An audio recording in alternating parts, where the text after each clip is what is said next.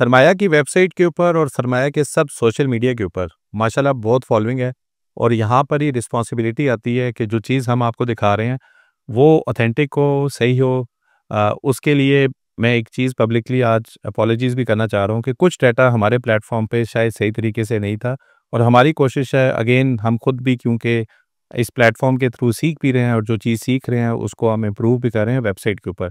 सो आज मैं कुछ डाटा आपको दिखाना चाहूँगा जो कि शायद हिस्टोरिकली जब भी आपने देखा है शायद ठीक नहीं था और नए प्लेटफॉर्म के ऊपर हमने इसको कैसे फिक्स किया है तो उसको भी हम देखते हैं। तो सबसे पहले चलते हैं सरमाया.pk जो पुरानी वेबसाइट जो कि सरमाया.pk उसके ROI टूल के ऊपर। तो चलिए देखते हैं वेबसाइट। आप जब ये वीडियो देख रहे हैं सरमाया.pk अभी भी पुराने वाले पोर्टल के ऊपर हम देख रहे हैं। स्टॉक्स के अंदर जाएंगे, आप ROI के अंदर जाएंगे।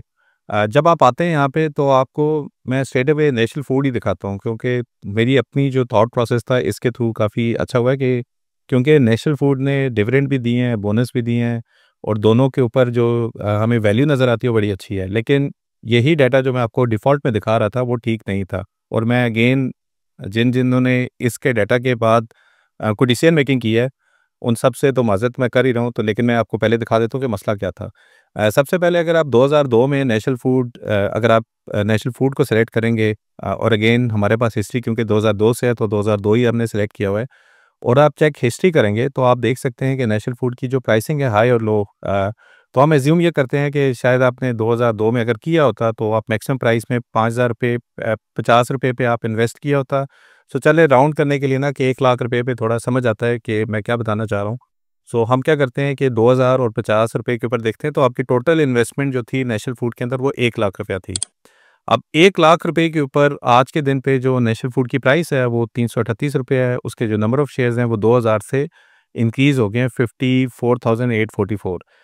तो आपकी जो इन्वेस्टमेंट बेस्ड ऑन जो अभी की शेयर की प्राइस है वो तकरीबन 1,85,00,000 रुपया बन रही है।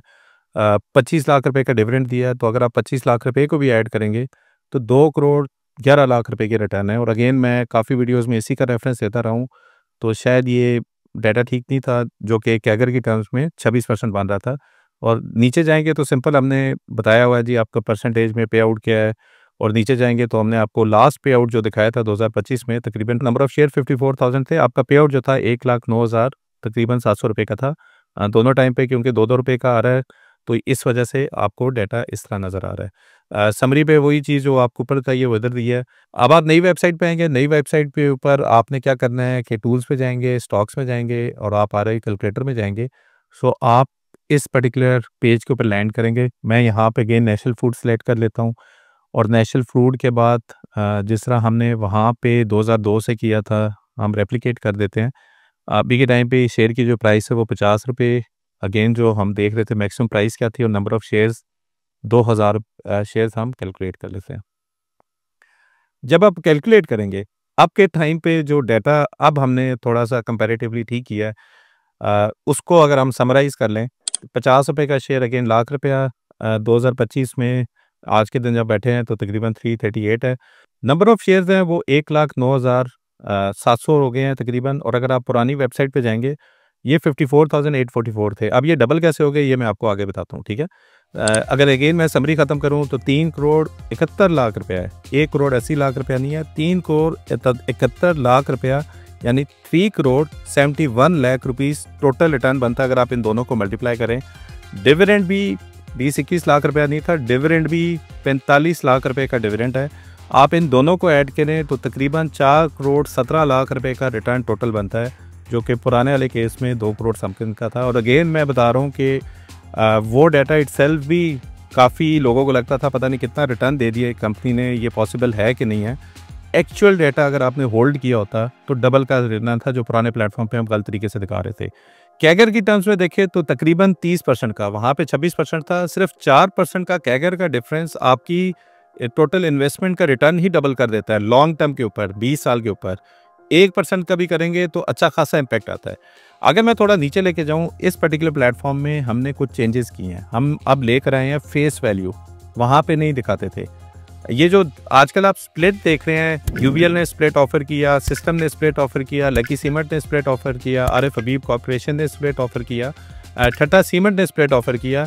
स्प्लिट का मतलब क्या होता है कि अगर आपकी फेस वैल्यू 10 थी, तो अगर तो किसी ने नंबर ऑफ़ शेयर्स आपको ज़्यादा देने हैं तो उन्होंने कहा जी कि 1 to 2, इसका मतलब है कि हर एक 2 शेयर पे आपको 1 शेयर मिलेगा, हाफ की उसके ऊपर हो जाएगा। इसका मतलब है कि जो फेस वैल्यू 10 थी वो 5 हो जाएगी, और नंबर ऑफ़ शेयर अगर आपके पास 1000 थे तो वो 2000 हो जाएंगे। तो फेस वैल्यू कुछ भी नहीं है, फेस वैल्यू सिर्फ ये, और मैंने बड़ी डिटेल में एक वीडियो में डिविडेंड वर्सेस स्टॉक स्प्लिट की और बोनस के अंदर मैंने डिटेल में किया, वो आप उसमें देख सकते हैं। अभी के केस में अगर आपकी होल्डिंग थी 1000 शेयर किसी कंपनी की और उसने हाफ में कर दी है फेस वैल्यू, तो आपके 1000 शेयर हो जाएंगे 2000। यही चीज़ हुई है नेशनल फूड में, आज नहीं हुई है, बहुत अरसा पहले। स्प्लिट तो आज हम देख रहे हैं। इन लोगों ने माशाल्लाह 2015 के अंदर आपकी जो फेस वैल्यू थी नेशनल फूड की वो 10 से नीचे जाकर हो गई है 5 रुपये के ऊपर।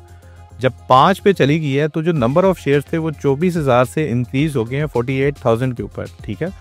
और अगर 48,000 के ऊपर दोबारा आप बोनस लगाएं जो कि 20% बनता है, तो आपकी 58,500 दोबारा बोनस लगाएं जो उन्हें 2019 में दिया है, फिर 70,000 दोबारा बोनस लगाएं जो 2020 में दिया है, करते करते करते 2025 के अंदर इन लोगों ने तकरीबन आपको 40% का डिविडेंड दिया है, जो कि 1,09,000 शेयर के ऊपर 2,19,000 रुपये का तो डिविडेंड की वैल्यू है, ठीक है।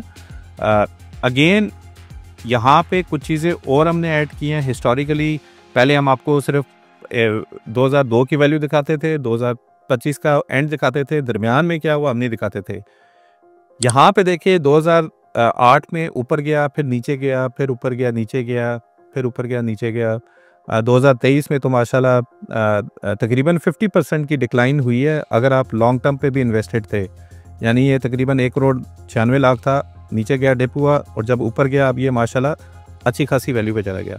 मकसद ये बताने का कि अगर आप नेशनल फूड की फाइनेंशियल्स पे जाएंगे, जहाँ पे स्टोरी आपको थोड़ी क्लियर होगी कि आपको क्यों होल्ड करना चाहिए, यहाँ पे सिंपल फाइनेंशियल्स पे जाएंगे। अब आप मुझे बताएं, एक कंपनी जो कि 34 बिलियन का रेवेन्यू करी थी, फिर 45 बिलियन पे गई, फिर 65 बिलियन पे गई, फिर 86 बिलियन पे गई, फिर अभी ये 2024-25 में 86 बिलियन के ऊपर है, और लास्ट 4 जो ट्रेलिंग 12 मंथ का जो डाटा है 96 बिलियन पे गई है।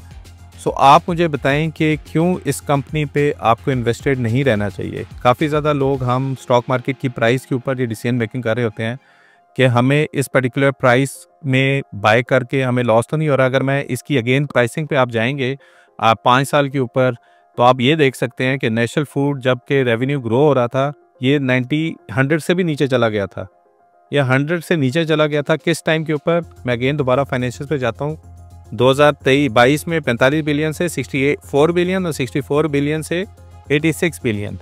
सो मकसद ये बताने का, जब आप एक अच्छी कंपनी को होल्ड करते हैं जो कि हिस्टोरिकली आपको पे आउट दे रही है, आप इसको ऐसे ही समझे जिस तरह आपकी कोई अपनी शॉप है जो कि आपको रेवेन्यू दे ही जा रही है, प्रॉफिट आपके घर में दे रही है। तो क्या आप मे बी 1 साल 2 साल या 1 क्वार्टर जिस वक्त बिजनेस अच्छा नहीं था, उसके रेवेन्यू ना आने की वजह से कोई भी रीज़न हो सकती है, मे बी इसकी स्टॉक की price without any fundamental reason की वजह से नीचे जा रही है। इन लोगों ने फैसलाबाद का प्लांट लगाया, उसकी जो रेवेन्यू आया फ्यूचर प्रोजेक्शन में, अब उसकी वजह से हम एक्सपेक्ट ये कर सकते हैं कि इसका फ्यूचर में रेवेन्यू और बढ़ेगा, ठीक है। हमेशा स्टॉक मार्केट जो होती है वो फॉरवर्ड लुकिंग होती है। ये डाटा जो आप हिस्टोरिकली मैं दिखा रहा हूँ आपको, ये सिर्फ आपको ये कॉन्फिडेंस देती है कि इस कंपनी का फाइनेंशियल रिकॉर्ड अच्छा था, और प्रोबेबिलिटी इस चीज़ की ज़्यादा है कि फ्यूचर में भी ये अच्छा करेगी। आप हमेशा सिर्फ इस बेसिस पे नहीं करें कि हिस्टोरिकली कंपनी ने रिटर्न कितना दिया और उसके फाइनेंशियल्स ख़राब हो रहे हैं। जिस तरह हैस्कोल की कंपनी में ज़्यादातर लोग रेफरेंस ये देते हैं, जी 400 की कंपनी थी, 10 रुपये पे आ गई है, तो ये कंपनी पे भी तो लॉस हो रहा है। अगर आप हैस्कोल में देखेंगे तो हैस्कोल में नज़र आ रहा है कि आपके लॉसेस हो रहे थे, प्रॉफिट हुआ ही नहीं है, डेट इतना ज़्यादा है, तो आपको क्यों इस कंपनी में इन्वेस्टेड होना है जिस पे इतने प्रॉब्लम्स हैं। तो आज की वीडियो बताने का मकसद ये था कि सरमाया.pk जो नई वेबसाइट होपफुली नेक्स्ट मंथ में लाइव भी हो जाएगी एंड एग्जिस्टिंग वाली को रिप्लेस करेगी। beta.sarmaya.pk जब ये वीडियो मैं रिकॉर्ड कर रहा हूँ, यहाँ पे अब हमने कोशिश की है कि ROI का डाटा सही तरीके से आपको दिखाएं। ये जो स्प्लिट हैं, बोनसेस हैं, डिविडेंड का जो डाटा है, इसमें टैक्सेस हमने इंक्लूड नहीं किए हुए हैं। अगर आप डिविडेंड के डाटा में फाइलर के लिए फ्लैट 15% भी करें, आई डोंट नो हिस्टोरिकली पहले क्या प्रॉफिटेबिलिटी या टैक्सेस ऐसे ही होते थे या डिफरेंट होते थे, लेकिन अगर आप एग्जिस्टिंग वाले भी लगाएं और प्रॉफिट के बाद भी आप देखें तो तब भी बेहतरीन रिटर्न है, कोई इसमें कोई बुरा रिटर्न नहीं है। सो आई होप ये जो वीडियो है आप सबके लिए डाटा को देखने के लिए, और sarmaya.pk पे हमारा एम ये है कि हम डाटा को इस तरीके से आपको विजुलाइज कराएं कि आपके लिए थोड़ा इजी हो ये अंडरस्टैंड करना कि इस डाटा की बेस पे आप जब इन्वेस्टमेंट करेंगे और फिर कई शेयर की प्राइस नीचे जाती है तो आपको घबराने की ज़रूरत नहीं है, क्योंकि कंपनी ग्रो कर रही है, रेवेन्यू ऊपर जा रहा है। मे भी आपको उस वक्त थोड़ी लालच आनी चाहिए कि ये कंपनी अगर 150 पे ली थी और अब ये 100 रुपये पे है तो मुझे 100 रुपये पे तो 50% डिस्काउंट पे मिल रही है। सो ये जो वीडियो है ये सिर्फ एजुकेशनल पर्पज़ के लिए है। प्लेटफॉर्म को समझें, डाटा को देखें, डिसीजन मेकिंग के लिए डाटा का इंपॉर्टेंट किरदार है आपकी इंशाल्लाह लाइफ के अंदर। और मैं कोशिश करूँगा कि नए प्लेटफॉर्म के ऊपर मज़ीद वीडियो प्रॉपर स्ट्रक्चर तरीके से तब लेकर आऊँ जब इंशाल्लाह ये प्रॉपर लाइव होगा। So thank you very much. I hope ये वीडियो आपको अच्छी लगी होगी। प्लीज़ कमेंट में आप अपना फीडबैक ज़रूर दीजिएगा। Thank you very much. Allah हाफ़िज़।